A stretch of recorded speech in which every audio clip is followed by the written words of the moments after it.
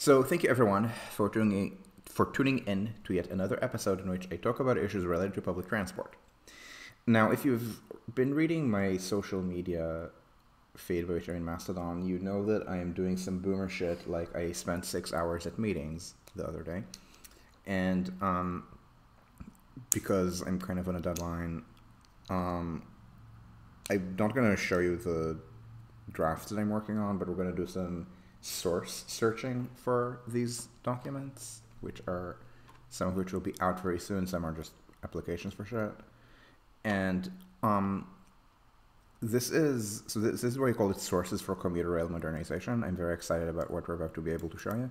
And this is making it a little thicker. And so sources can be data.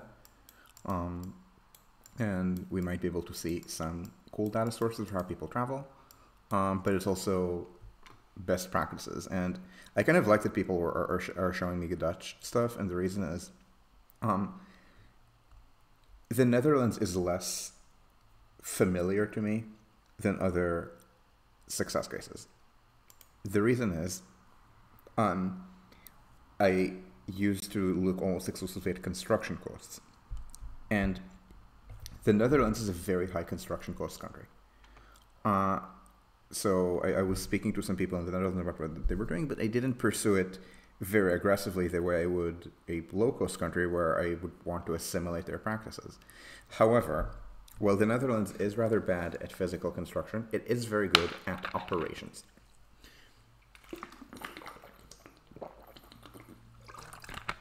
In fact, now that I'm thinking about it, the Netherlands is a very good place for the United States and Canada and maybe the UK to learn from, to learn good operations from. Hey, Toronto. Precisely because it has to operate in a very high cost environment. Whereas, for example, Spain, if some alignment is weird to them, they just tunnel because the cost of a tunnel.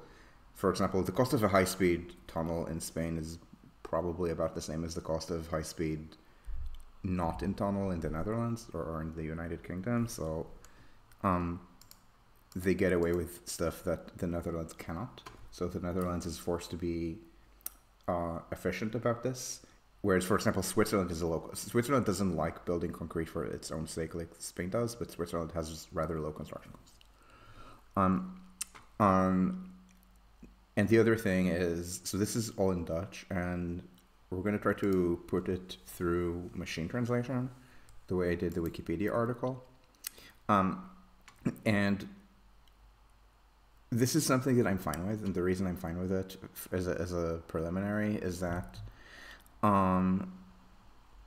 this is not going to be a crayon session. You can crayon, but it's not going to be a crayon session. Is that I'll talk about BNC in a moment, unless you want to link to the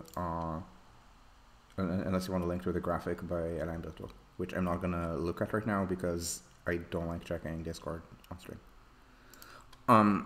But anyway, the point is that in the Netherlands, yeah, sure, the documents can be in Dutch, but they machine translate pretty well. Machine translation, between European languages in this register is generally excellent.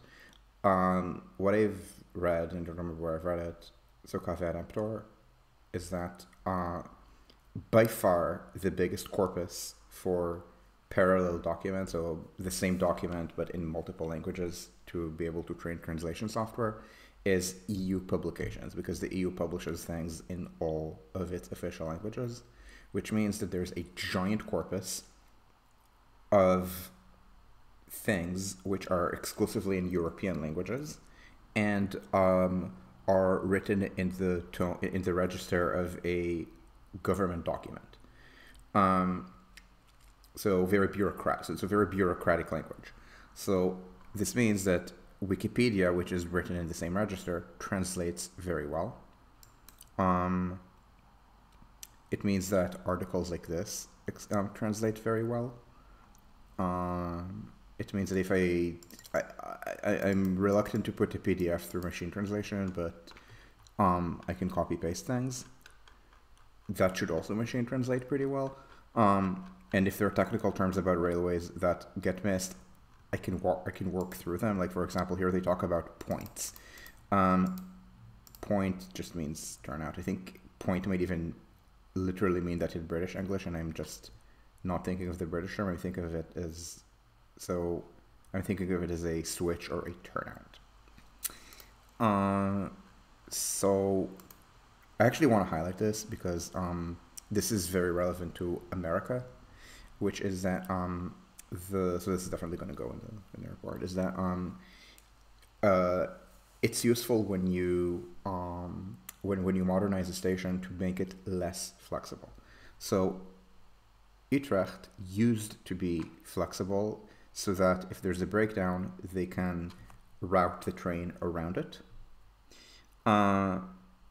However, they figured out that it doesn't work very well. First of all, turnouts are a rather failure-prone component. For the same reason, there's something called a gauntlet track in English. The appropriate times to use it are more or less never. So this is a gauntlet track.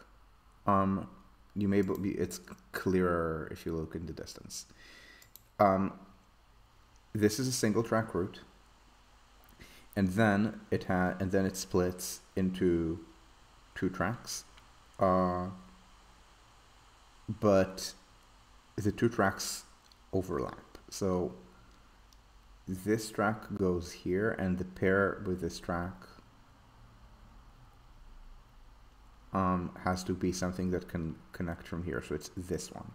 So trains are on this track if they serve this platform, and they're on this track if they serve this platform. They're in this track in the middle. Why do they do that? I don't actually know. I suspect that this has to do with some trains maybe carrying oversized loads. In the United States, there are not going to be trams like this, but such constructions do occur on mainline rail often when you have oversized freight. And the problem is that this is essentially, so the idea is that it's like, it works like a switch, but it doesn't cleanly separate the tracks. So this is for all intents and purposes a single track railway, just for hitting different platforms. Again, I don't know why they did that here.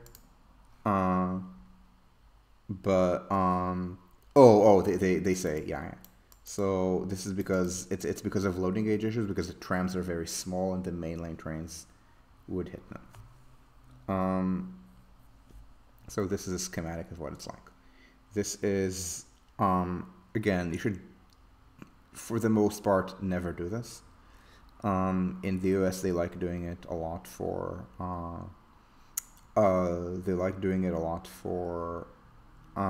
this actually is an example. This is for freight trains and clearance. The idea is that the problem is that the United States has 2 different loading gauges for all intents and purposes, the normal one and oversized one. And you can't put platforms for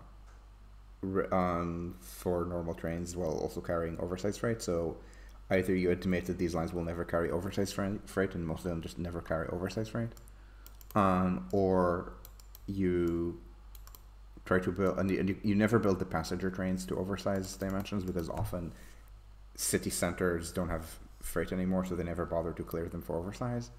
So, and that's going to be the hardest part to clear anyway. Or you do this, and this is the highest operating cost solution, but it's America, they don't care about costs. So bear in mind when you say StracNet, they literally put high platforms in the way of StracNet on the Northeast Corridor in Massachusetts, and nobody noticed. There are many highs, and DoD didn't notice until it was too late. So now it's stuck. So now you can't bring Now you can't bring tanks on the part of the Northeast Corridor through Mansfield that is technically supposed to carry tanks. Here's a hint: you don't need to actually carry tanks on trains in the United States. The Abrams logistics aren't what they used to be. And by aren't what they used to be, I mean literally nobody wants that shit except the Poles, and the Poles have a meme army. And yes, to say this from Germany, the Poles have a meme army. Yeah, the Northeast Corridor is not an exception. The Northeast Corridor is still, like, I mean, not the entire corridor, but elements of it are still supposed to be cleared for StracNet, and they built a high platform in one of the overlaps, and DoD just didn't notice. That's Mansfield, Massachusetts.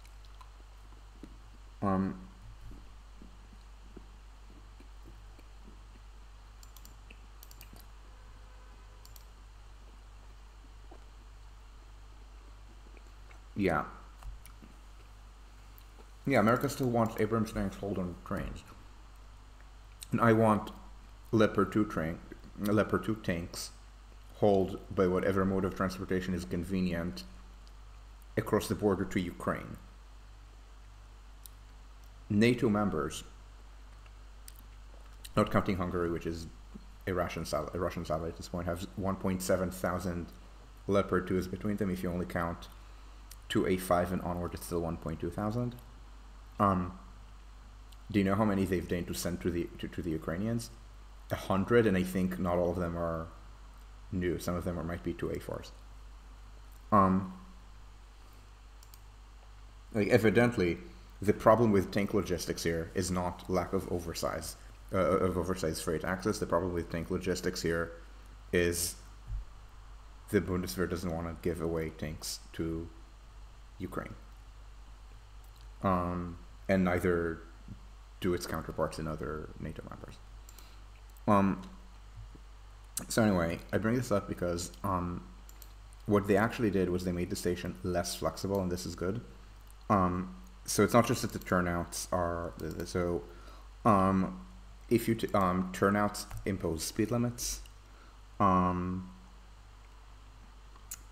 they even removed some tracks, and the other thing, and they don't mention it here. I don't know to what extent it was a serious issue in the Netherlands, but in general, if you separate the lines more, rather than assume that any train can move between any pair of tracks, then it also means that when you do have a delay that's not caused by the turnout that you removed. Yeah, that's fine, Of a current US battle tank. You mean this one? Also, it's not battle tank, it's main battle tank. I don't think the expression battle tank exists. Go here, and if you ask for charts, like if you want like a very detailed diagram, go on. I think that you want to go on the War Thunder forum, and don't ask because people will tell you it's classified. What you should do is post one that's wrong, and then people will tell you, and then people will call you an idiot and post classified information. No, multiple leaks have happened via War Thunder forums coming purely from people trying to score points in online arguments. The company that made the game had to explain that if it's classified, they can't even use it in the game, which means that the people who are doing national security leaks in their forums aren't even making the game more realistic for their trouble. Ooh, are these... Which tanks are these? These... Wait, this doesn't... These doesn't look... Are these tanks? Because this especially... Wait, this is the forward direction, right? So this goes forward here, so this looks like it's... This does not look like a tank. This looks like some kind of personnel carrier. What are these?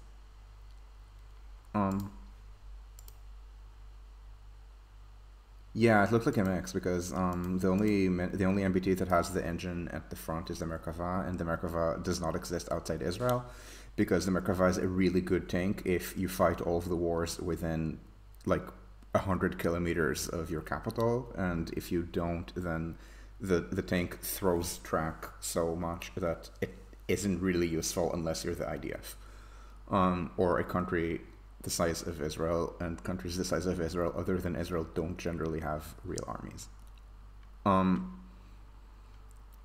So yeah.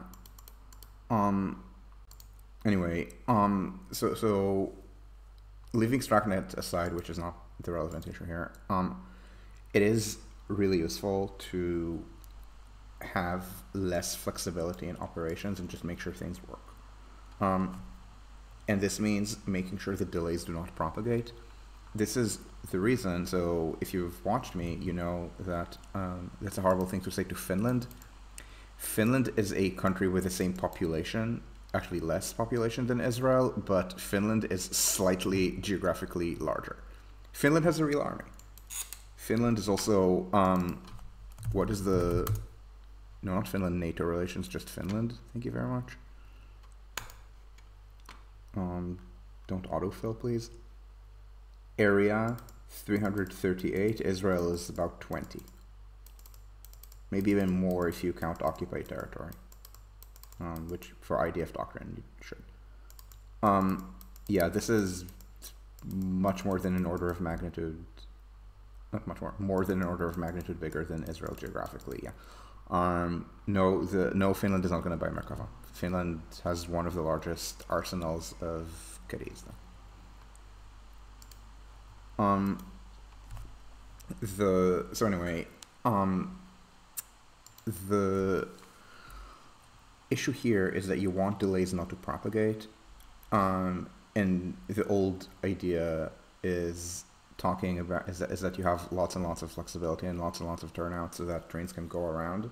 But in practice, you're building as much rail infrastructure in a busy city. And Utrecht is not a large city, but Utrecht is closer. It's kind of the compromise between big city, Holland, and center of the Netherlands. And when I say Holland, I mean Holland, not the Netherlands. So this is the busiest train station in the Netherlands due to its location. It's not Amsterdam. And the upshot is that at a station like this, generally you should not have spare capacity. Why should you not have spare capacity? Because unless the station was overbuilt generations ago, you're only going to build enough infrastructure to accommodate the capacity you need. So a station like Berlin Hauptbahnhof has a lot of spare capacity on the north-south main line. This is because they overbuilt it massively. So they should maybe change the operations to fill these tracks, the north-south main line, by which I mean move intercities to that line from the oversubscribed east-west and much slower Stadtbahn, which Deutsche Bahn is doing. Like, Deutsche Bahn are not idiots and complaining a lot about how trains are being run here, how their trains are being run in the Netherlands and France. They're not idiots. It's not an American amateur hour. And so a station like Utrecht generally will not have a lot of spare capacity. It'll build exactly as much capacity as is expected to be needed based on a growth plan. European growth plans tend to actually be pretty accurate. Some places careen past them. I think Sweden did, because the immigration levels in the 2010s were a lot higher than anticipated. I don't think in the Netherlands it's very different from what the growth plan would have said, which means that this is what peak performance looks like. And because you don't build much beyond your need for capacity, you do not have spare capacity. You can have spare capacity for normal delays. You should always do that. If you don't have spare capacity for normal delays, you can't run this much service. But nonetheless, if the train has a normal 3-minute delay, it happens, the system is resilient to that. All systems are built like that. If you have a train that breaks down while multi-track drifting, like switching between 2 tracks or something at the city center, at the busiest station in the country, the system is not resilient to that. You should deal with that. You should respond by making sure it doesn't fuck up the rest of the system. How do you do that? You do it by separating the system into different things that may different elements which may have timed connections, but if one part is fucked, the others will not wait for it. And this is where my opposition to reverse branching comes from. It doesn't break down at scale. It is fine. I mean, it's not resilient to the train randomly failing. The response to that is make sure the trains don't randomly fail. And yeah, exactly. When you have so the Swiss time connection system and also the Dutch one is based on hourly and maybe half-hourly trains. If you run every 10 minutes, you only care about time connections if it's 10 minutes on a subway, which we do have in Berlin. We have 10 minutes. We have a timed same direction cross-platform transfer at Malingsdam between U6 and U7. We have same thing even U-Bahn to S-Bahn, but that's because the trips on each side are going to be like 10 minutes by themselves. So you don't want to impose the extra weight. If it's an intercity, it doesn't really matter. And this way, you make sure that if one line is fucked, that line is fucked, but the other one isn't. And this is, so on subways, this is where my opposition to reverse branching comes from. This is why I keep saying that a system like New York City Transit, this one, is bad. Like the way it's run is bad. Because if you have a delay on, let's say, the E train here, let's say you have a delay Manhattan bound E trains here. So what does this fuck up? Obviously it fucks up the E, and it fucks up the F, the share tracks here. So if the E is fucked, the C is fucked. The E and C share tracks from here to here. If the F is fucked, the M is fucked. What? Okay, this is not the typical map. Usually the way it works is the F does this, and the M does this, and I don't know what just happened that they made a change. I imagine they're doing some work on the tunnel or something. They made this a shuttle, but normally the way it works is E is as on the map, M does this, not this is express tracks, but like the R, it's local tracks, and then they're next to each other, and then this is a single 4-track line. The different colors are the reverse branching, so the locals go here on Broadway, and normally there's also the M that does this and then goes on 6th Ave. And the point is, on 6th Ave, the F and M share tracks, so if the E is fucked, the F is fucked. That also fucks the M. Normally the M also shares tracks with the R, so it fucks the R, it fucks the R shares with the NW, and soon enough, most of the lettered lines are fucked. As a result of this, delays in New York propagate, the system is unreliable. At some junctions, decab is the worst offender. A line that is will delay so many things that they program the delays already. At decab, they have to have CCTV just for dispatchers to be able to watch this mess.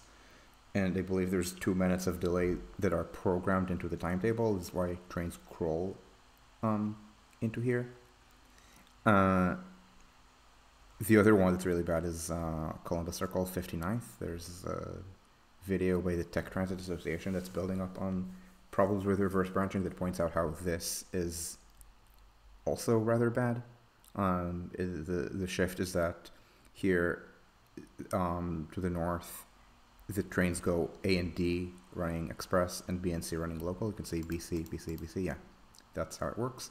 And then here they sort out into B and D running here and then express on 6th. A and C, A stays express on 8th, C stays express on 8th. Here the A and C actually run together between here and here. Likewise here the line switch from B and D via 6th, N and Q going via Broadway Express, and then around here they switch to B and Q going on Flatbush, and then on the Brighton line, and then the short tracks, and they split, be running Express, Q running local, and D and N running as the Express 4th Avenue trains. This is a mess. I've blogged a lot about it. I've vlogged a bunch about it. Lots of New York Rail fans have vlogged about it and added a lot more detail and talked about which reverse branches are really bad, like the ones I just mentioned, Decab and Columbus Circle, which are kind of like tree painting, like nice to remove but not very important. Like I think this one maybe, 2 and 5 shift tracks here. And the point is that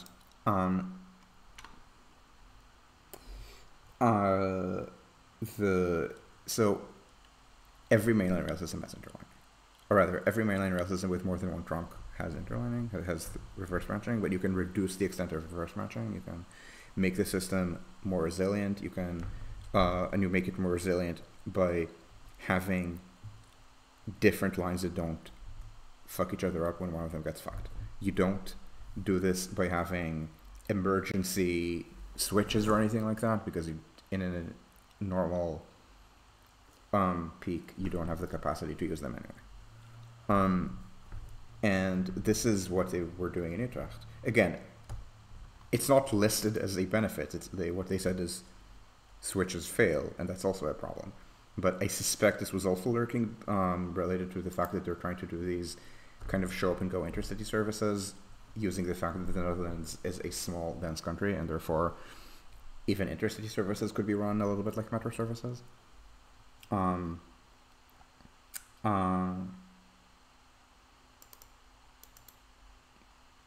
Yeah, exactly. And so the knot system is also so the knot system is specifically a regional rather than commuter rail thing. They don't really do knots on commuter rail because we're trying to fit people into city center. Oh, okay, yeah. Yes, yeah, that makes sense. So this is an example of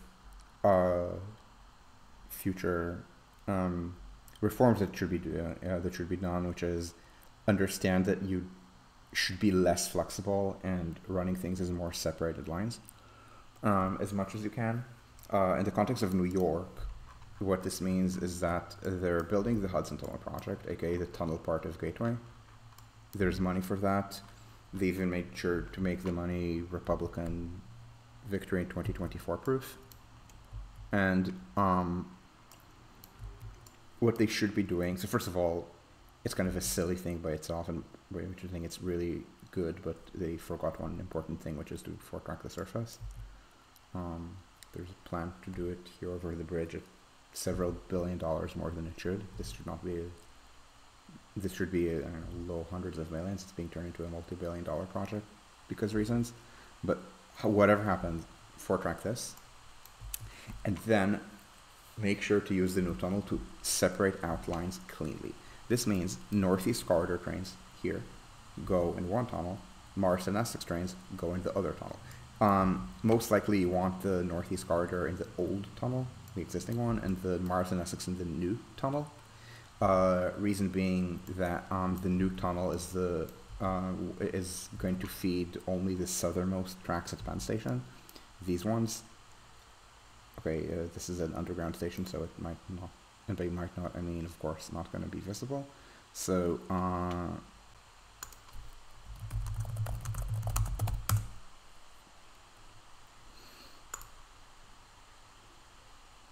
this is from the Rich E. Green map.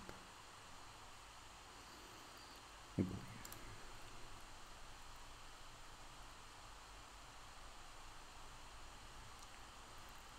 Yeah, so the Gateway Tunnel, the HTP is going to come via here and go to the south. These are these tracks, the stub end ones, so they can't through run, so Amtrak can't use them. Amtrak doesn't use them, Amtrak uses the middle tracks. So it means that old tunnel, middle tracks, the only ones that can use Amtrak, and then this tunnel pair under 32nd, this under 33rd, could connect here, but it's annoying and they should just run direct to the yard. So essentially the thorning should be here to here. And this means that when HTP opens, it should take the trains that don't need to interact with Amtrak very much, ideally ever. So this is how you do Mars and Essex. If you don't have enough capacity in the old tunnel for everything coming from here, then you want to move the least connected track to the rest of the system, which is the Raritan Valley line. It's this line. You want to maybe lump it with these if you don't have capacity to lump it with these, which you might not in a high ridership scenario. And that's one way to separate tracks away, to have to make sure that if a train is fucked, it doesn't fuck other lines. You're still going to miss out on a lot of capacity, and that's going to lead to a lot of rush hour overcrowding, but that's happening anyway. The only reason, if you're New York City, you're building these 2 extra tracks is because the 2 existing ones are carrying trains that are very crowded. Of course, when you get 4 tracks, more passengers are going to come, and then all of these trains are going to be very crowded, and you're not going to be critically overcrowded or anything, but you're not going to have a lot of spare capacity. Again, you expand to the capacity that you need. You expand to the capacity that you expect based on a growth plan. So if you have so much spare capacity that you can shrug off a train breaking down on the track in a busy area, you've overbuilt. Or you're Spain, and then your construction costs are basically 0, so it doesn't matter. So anyway, this is a good thing to mention. I was talking about sources for commuter rail modernization. This is a good one. But the Netherlands in general, as I said, good to learn from, and I haven't learned much from it. Reason being that I neglected it as a model due to its high construction costs. And and therefore I know much more about Switzerland, but Dutch projects are also a really important thing to learn from. Dutch work on Dutch work about train scheduling in general. Growth plan, why would you do that? Because you want to know how much growth you're expecting to get, and plan public services based on that. It's pretty standard. Like, hell, ARC in New York, the project that is now Gateway, was based on a growth plan that said that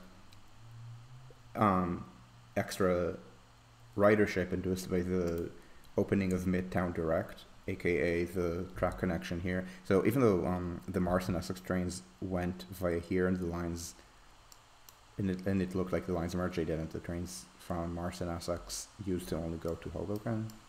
So they opened something, so the lines were parallel for a little bit. So they opened a connection between them called the Kearny connection, permitting these trains to go to Midtown. So this made the system more dependent, but it's good because, but it's good in context because the alternative was not a different way into Manhattan. It was a way that terminated at Hoboken. So this induced a lot of extra ridership, and this is how these tunnels started filling. So what they said is, due to further growth, these tunnels are going to go beyond capacity. We need 2 more tunnels. It was not maybe any kind of coordinated growth plan or anything, but it's part of the growth plan. Are Dutch non-mega projects expensive? I have no idea.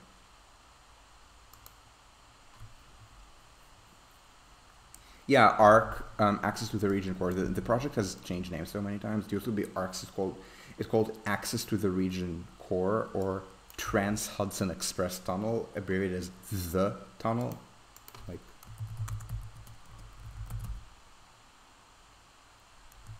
I think at one point they called it the Mass Transit Tunnel, same thing. All of these were the same project, and then ARC got cancelled, and Amtrak stepped in and called it Gateway. HTP is the tunnel part of Gateway, Hudson Tunnel Project.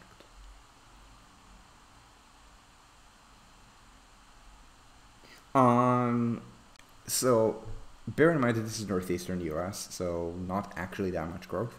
Jersey permits more housing than the rest, but I mean, saying Jersey permits more housing than the rest is a little bit like saying that modern day Denmark or modern day Austria is less racist than, I don't know, the government of Burma. Sure, they're not literally committing genocide against the Rohingya, they're still pretty racist. So Jersey does not grow very quickly. I think at this point Jersey, let me check this. I think Jersey still grew a little bit less than the US average, or maybe a little bit, maybe on par with the US average in the 2010s. The US average I think was 7% in the 2010s.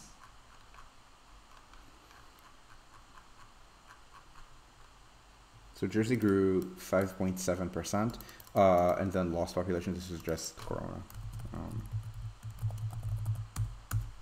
So 5.7 in Jersey, and what was the?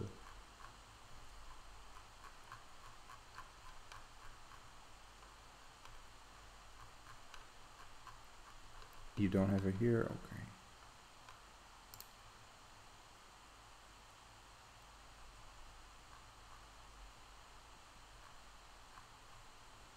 $7.4. Yeah.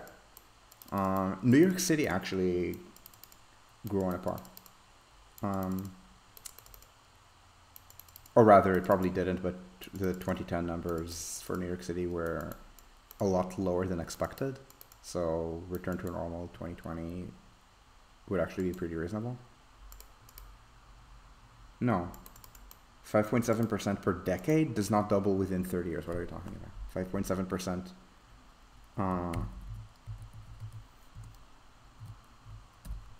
per decade is, yeah, 12.5 decades. So 125 years. Also, I'm gonna take a 10-second break to turn off light because it is getting a little late this time here.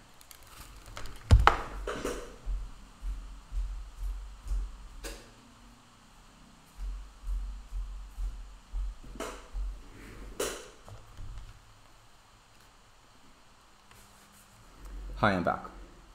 Yeah, so no, I'm aware. I'm aware of doubling time. I'm just saying that yeah, I'm just saying that Canada's net population growth of 9% in the year 2006, for example. Canada did not have a net population growth of 9% in the year 2006. That is ridiculous. I have no idea why they said that.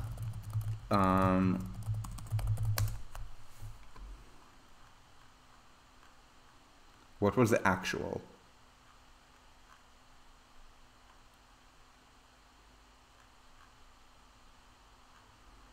Why are you not telling me the actual numbers, only the projection? Only the projections. Like, this should be a... Oh god, you don't have the... There's some kind of weird thing that doesn't make you not show me the table, assholes. So, actual growth, you see this and this, these are not 1% apart. So they're not 9% apart. These are about 1% apart. It's possible someone confused 9% over a decade with 9% per year, and then yeah, sure, the doubling time is 8 decades. That's reasonable. No, it's not. I'm not going to edit Wikipedia because half of the articles are semi-protected anyway, and especially if it's something involving tables, then I don't want to deal with that. But anyway, yeah. So cool. Yeah. Yeah. The difference is that the Netherlands can choose its own growth rate, by which I mean not have Mark Rutte be racist. Instead have, what's the name of this new party that is doing vaguely populist center shit? Baby, forgetting the name of the person. Something social something. Like the party that seems to be like it's like this guy's coming off like he's going to be the next Babish. No, not these people. These are no. These are this is like rural populist shit. No, I mean the party that's like, yeah, new social contract. Thank you. Yeah, like this looks like they're.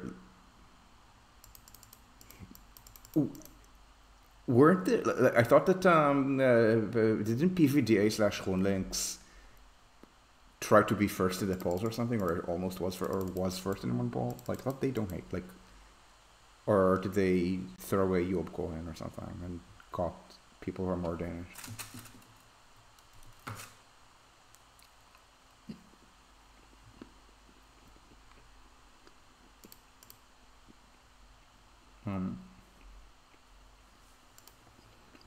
But anyway, different. Yeah. So my point is that Jersey can choose to build more housing, and do a lot of domestic migration. I guess the Netherlands can choose to build more housing, but more importantly, the Netherlands can also choose to have an immigration department that speaks English, because apparently every person over the age of 12 in the Netherlands can speak English, because magically the people at immigration appointments only speak Dutch.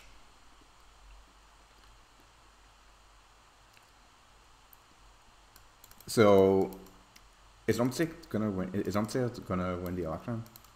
It's gonna be like Omtzigt with what, VVD or something. Whatever. So the point is that for commuter rail, you do want to separate things out.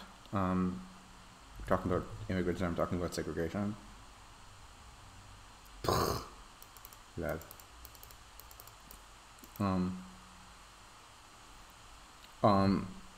So the point is that you don't like do immigrant segregation shit, but do track segregation, like commuter line segregation. That's important. That's the lesson we're learning from Utrecht. Berlin is the lesson in doing it almost right, and this is something that I think.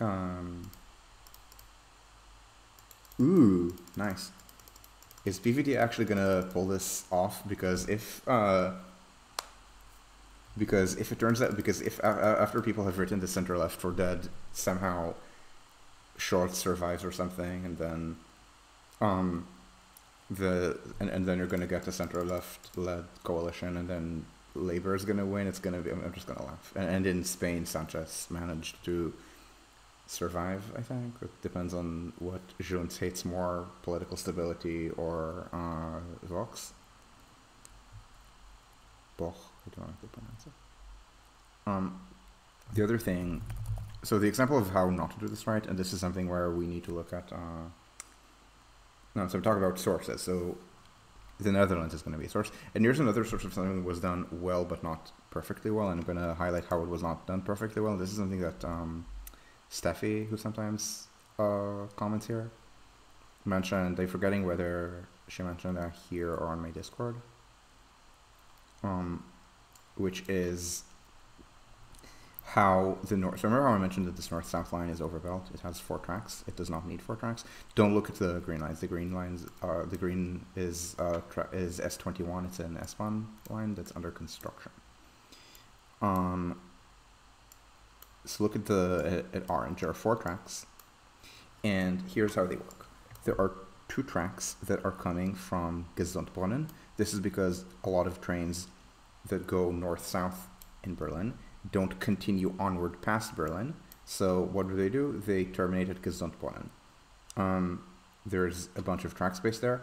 You want to have trains terminate, which occupies more space, at the existing surface above ground station, Gesundbrunnen, rather than clog track space at the multi-billion euro city center station, which only has 8 tracks. Each of these approach tracks splits into 2 at the station, as is right and proper.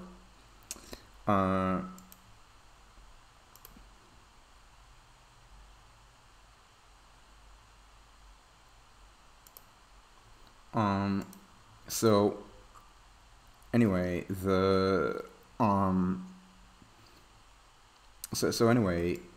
issue with this is that 2 tracks go to Gesundbrunnen, 2 tracks go to not Gesundbrunnen. They go to the North Ring. The North Ring. So you're presumably familiar with the Ringbahn. S-Bahn is again in green. So the Ringbahn is for the S-Bahn. The Nordring is also used for mainline and commuter trains. There's something called the mushroom concept. the idea is that it kind of looks like a mushroom because they don't use the south. I don't think the Zietling is even electrified on the main line. So the idea is north-south, and then you take either half of the nodeling, either here or here, so it looks a little bit like a mushroom. So they call it the mushroom. And anyway, so I bring all this up because 2 tracks go to Gesundbrunnen, 2 tracks go west to Spandau and beyond. So for example, if you have a train that goes from Hamburg to Berlin, and then that train is going to go farther south to a place like Leipzig, Dresden, or München, that train is going to go from Hamburg like this. The red denotes high speed, so it's a 230 kilometer an hour line, but still high speed. So it will do this to Leipzig and München, and it's all nice. However, this track segregation lacks a way to segregate the regional trains from the intercities. Now, we don't care very much between Gesundbrunnen and Berlin Hauptbahnhof because this is not high-speed track, so all the trains are going to go at the same speed. However, here, it is a problem. The reason is that the intercities are going to stop at Spandau, and then they're going to express from Spandau to Hauptbahnhof. The regional trains stop at Jungfernheide. Now, you can make an argument that they should stop stopping this train, they should stop serving the station, and should express as well. That argument would be wrong. You want to stop here for the better connection to U7. In the future, hopefully, there's also going to be there's also going to be an extension of U5 that goes here and then to the former airport. Now it's the former airport. It's not the airport station. It used to be that if you weren't to go to the airport, you would go to Jungfernheide from anywhere, and then you would take a frequent bus that would just do this. This is what I did when I flew out of Tegel before Tegel closed and the new airport opened.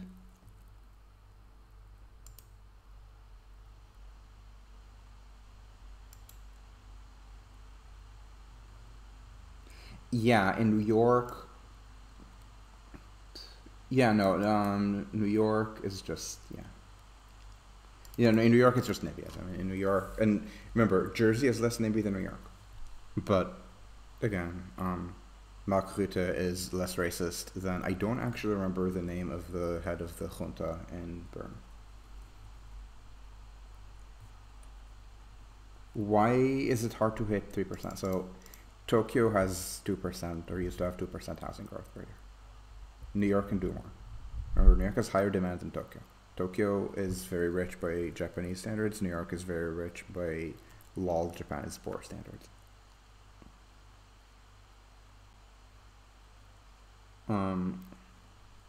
Also, Connor, about the not having about left on immigration.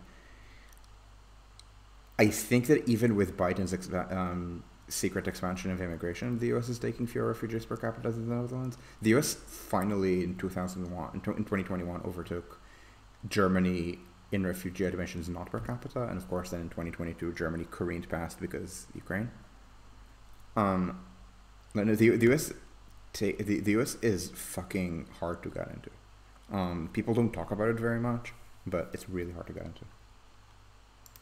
Yeah, when I say Tokyo used to, what I mean is I saw numbers as of 2010, and the numbers that I've seen slightly more recently are a different metric, which is growth per capita and not per base.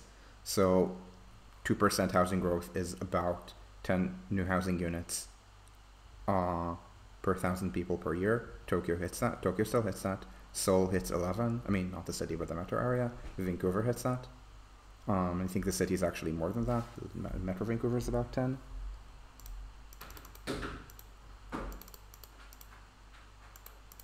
Yeah, I mean, yeah. But anyway, so point is, there's Jungfernheide, which means that the trains from Spandau to Hauptbahnhof are going to go at two different speeds, and this means that you are going to get capacity problems here. Now, it's just one station. This is a pretty fast line, but it's not a high-speed line or anything like that. It's 160, I guess. And for some reason, is this a mistake? It looks like the stopping tracks are 160 and the bypass tracks are 100. Is it because the bypass tracks are freight or something? Yeah, probably. And we'll just see which trains go to hop on. It has to be the 160 one, because the only reason, yeah, it's the 160 one, yeah, because the only reasons you're running 160 is because this is part of your high-speed line, essentially. And yeah, you're not going to run 300 in the city, but you're saving a lot of time running 160 through here and not running at fucking 60 on the stop line. So the point is that you do have a little bit of friction, and I emphasize a little bit. It's one stop. These aren't some kind of 18 TPH, really. It's not some kind of 6, 12, or even 12 trains per hour type line. It's, I mean, I can see a world in which it's 6 slow, 6 fast, which means 12 trains per hour, which means you schedule it so that you have express, 3 minutes later have local. The local loses maybe 1.5 minutes stopping at the station if it's lazy.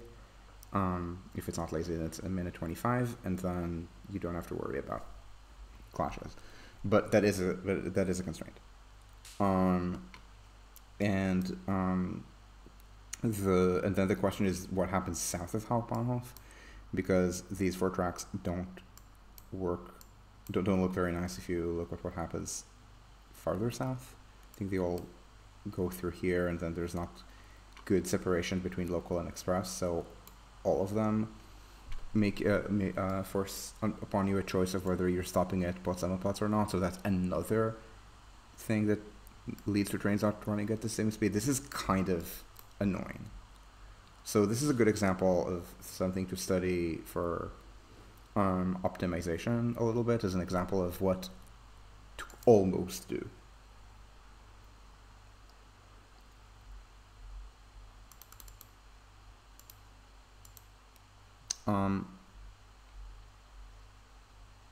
Why does it matter what the absolute population is? I'm literally telling you Tokyo has 11 per 1,000 people per year.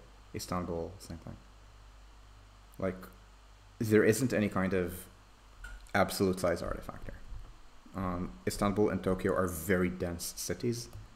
Dhaka is also very dense. Dhaka, I don't know what the housing growth in Dhaka is, but it looks healthy, as opposed to in India where low.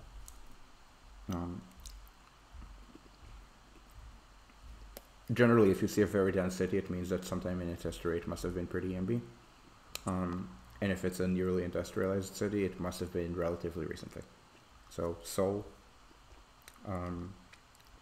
Tokyo, which industrialized a bit earlier, Istanbul, Dhaka. Notably, Hong Kong is not amby at all. Hong Kong builds very little housing.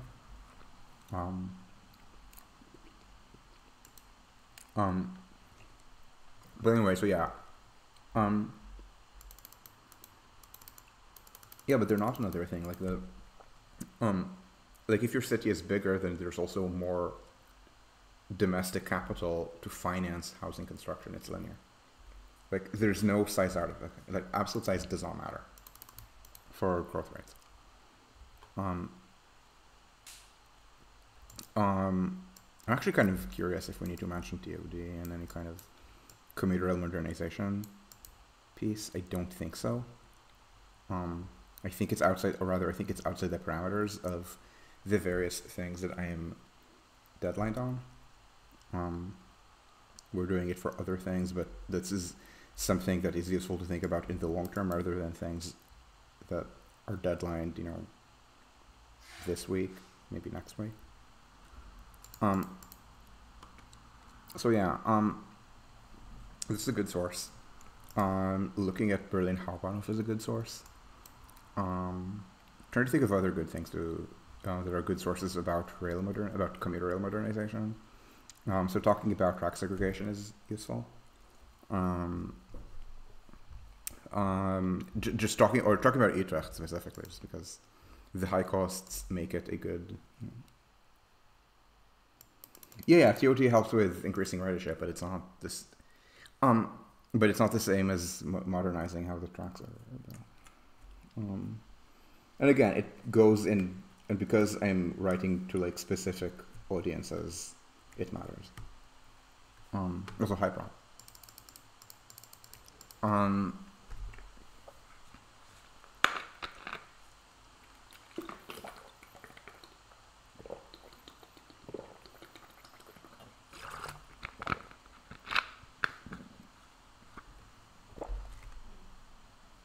Yeah. Are there any other sources that people want me to discuss? Ooh, yeah, that's a pretty common kind of Euro TOD. You reuse industrial land, or in the case of Berlin, land that was used for wall security. So there's a lot of new construction right where I live, because I live very close. I live in East Berlin, very close to where the wall had been. So I'm. Are you talking about this Papendorp or this maybe? This looks rather industrial to me. Yeah. Yeah, I actually saw something that looked like that in Copenhagen when I visited. Something that looked like it was kind of port and was already being turned into hipster things. That's how Copenhagen felt more hipster to me than Berlin, but also I mostly stuck with the tourist ghetto in Copenhagen, so it's like this area somehow. Something about the amount of parking here mostly screamed to me this used to be industrial, or like this particular land use kind of screams there was once manufacturing here, there no longer is.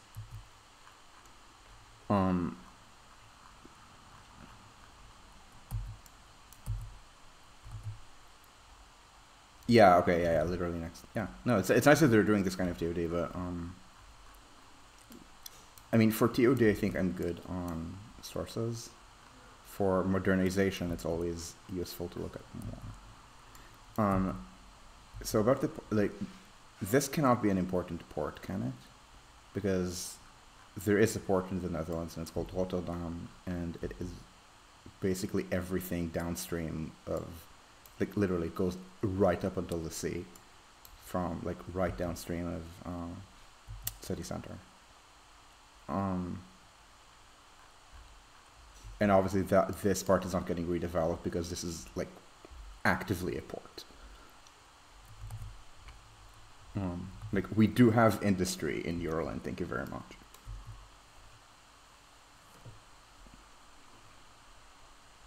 It's kind of weird to say industry and portray a port in opposition to deindustrialization when it's actually I don't know if it's an explicit point that's made on The Wire in season 2, the one about the port of Baltimore, but one of the things you can kind of see from there is that it's a port that has kind of, where the unionized workers there have a very strong identity of manufacturing and opposed to deindustrialization, to the point that the corrupt but sympathetic union leader says, we used to make shit in this country.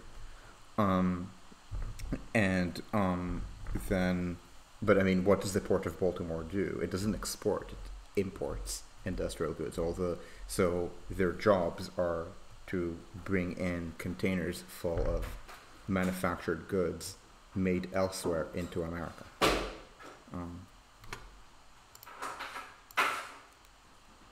Yeah, okay. Are there any other things that people want me to talk about here? I guess, Toronto, you were talking to me about BNC. For people who don't know, it's from Alain Berthaud's Order Without Design. Type A is a city that is monocentric traditionally. Type B is a city that let me see if I remember which one's which. Type B is very decentralized. Part C is kind of a mix. And the point that Alain Berthaud makes is that there's something a lot of urbanists like, which he calls typology D, which is urban villages, and that does not exist. So like if you have not a lot, so if you have a city without a strong center, it's not like there are strong sub-centers that act as, you know, traditional small town centers, walkable, people do everything there. Now people just drive everywhere. That's topology B. Yeah, so best practices to modernize rail. Honestly, talking about how it actually helps a lot thinking about how you de-interline even mainline rail a little bit, and this is what Utrecht did. They removed switches. They made the train pathings less flexible. They made the train paths less flexible in order to make the system more reliable, in order to in order to reduce delays. And that's actually a really important insight. That the Dutch way of running intercity trains is to increasingly treat them more like a metro. It's something that I usually associate with the Shinkansen, which is in many ways metro-like. But it's something that the Netherlands is converging to as well, just because the density of the country and its precise urban geography, the part where maybe it's not dominated by a huge city like Japan, but it is dominated by a huge polycentric metropolitan area in Holland and Utrecht, to the point that it does actually drive intercity pairings that can run every 10 minutes. That matters. Because, just as a reminder, the Northeast Corridor exists and could be running at that frequency. I think that if Germany ran the trains faster, it could even do this between Berlin and the Rhine-Ruhr. The Rhine-Ruhr is huge. That would be Berlin to Hanover to Dortmund, and then it would split. Or Köln to Frankfurt is already fast, but the onward connections aren't, so they don't run that way. All of these things matter. All of these things are good examples for other places. So I disagree. We did talk about best practices for modernizing rail. Just zoomed in on one practice because someone was pinging me on Friday and telling me to read something about Utrecht.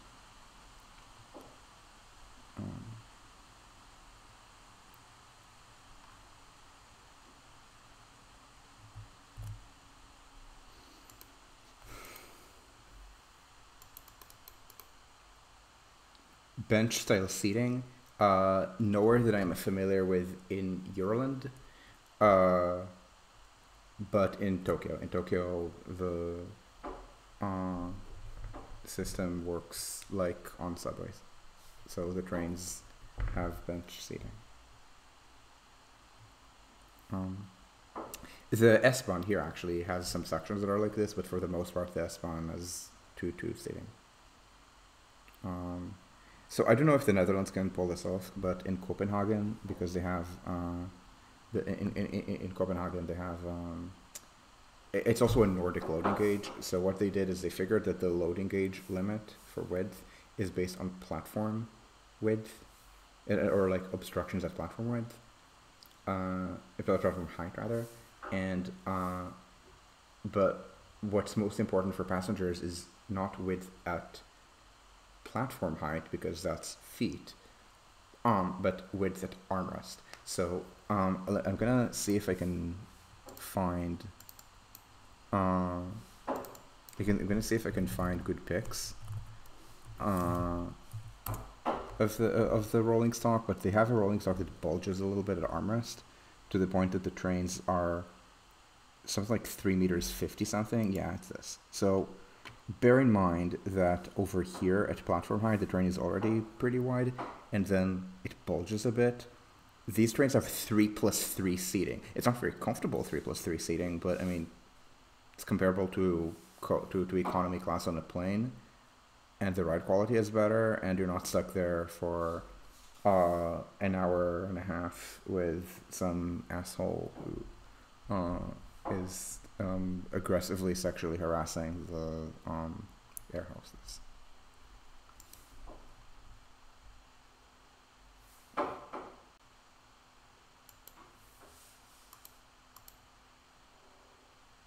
Yeah, this.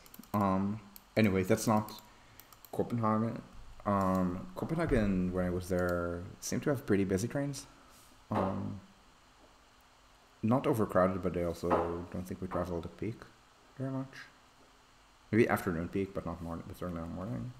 But but yeah. Anyway, in Copenhagen it's 3+3, but that's not something that you can pull off. Like maybe if they do this trick in the Netherlands, it might be 2+3. So I might just go that, but I don't know.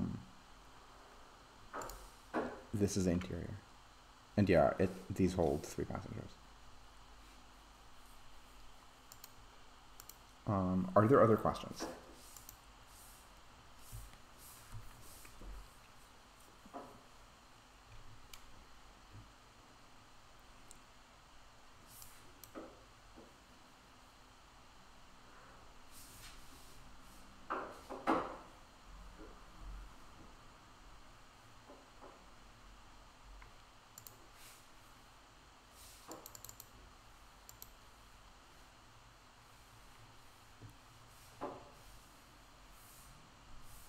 This looks like a long delay. Latency. So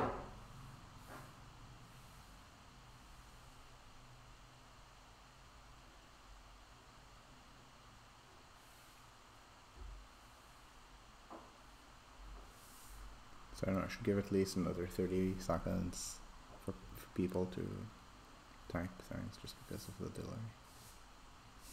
Yeah, this is more than 30 seconds delayed. It's normally 10 seconds.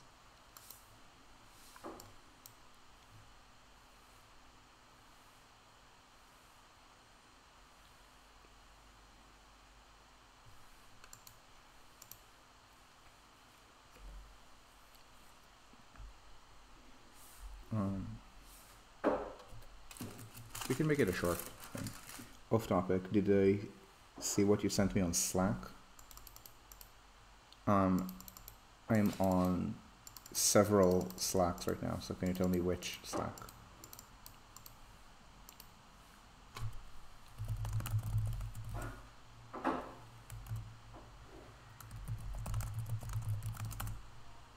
Or do you mean Discord? Is ETA. I will check, okay? I don't like checking messages on stream. Certainly not on a recorded stream, but I will look. So anyway, thank you all for watching what is an Alon works. Yeah, I figured. What is an Alon does work on stream type